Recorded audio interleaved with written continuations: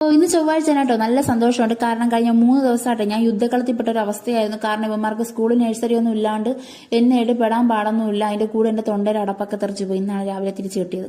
അങ്ങനെ ഞാൻ ഇന്ന് രാവിലെ അവന്മാർ നഴ്സറിയിലും സ്കൂളിലൊക്കെ പോവില്ല. അപ്പൊ നല്ല ഹെവി ആയിട്ട് എന്തെങ്കിലും കനത്തിന് കൊടുത്തു വിടാന്ന് വിചാരിച്ചു. കാരണം 2-3 ദിവസം കൊണ്ട് ഇവിടെ കിടന്ന് കാണിച്ചു കൂടാത്ത ക്രൂരതകളൊന്നുമില്ല. അതുകൊണ്ട് ശക്തിയും ബുദ്ധിയൊക്കെ കുറഞ്ഞിരിക്കുകയായിരിക്കും. അപ്പൊ ഇത്തിരി ഉന്മേഷം ആയിക്കോട്ടെ എന്ന് കരുതിയിട്ട് നല്ലൊരു അടിപൊളി പ്രോട്ടീൻ റിച്ച് ആയിട്ട് കടലക്കറി ഉണ്ടാക്കി കൊടുക്കാന്ന് വിചാരിച്ചോ.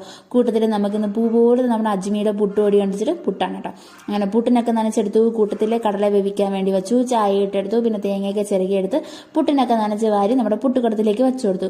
കൂട്ടത്തിൽ കറിക്ക് വേണ്ടിയിട്ട് ഞാൻ വറുത്തരച്ചാണല്ലോ കടലക്കറി വെക്കാന്ന് കരുതി. അങ്ങനെ അതിലേക്കിട്ട് മഞ്ഞപ്പൊടി, മുളക് പൊടി, മല്ലിപ്പൊടിയൊക്കെ ഇട്ട് നല്ല ചുമച്ചുമാന്ന് വറുത്ത് വരുമ്പോഴത്തേക്ക് അത് മിക്സിയുടെ ജാറിലിട്ട് നല്ല കുഴുകുഴാന്ന് അരച്ചെടുക്കുക. എന്നിട്ട് അത് നമ്മുടെ കടലയിലേക്ക് ചേർത്ത് കുറച്ച് മസാലപ്പൊടി ഇട്ട് നല്ല അടിപൊളി കടലക്കറി റെഡിയായി.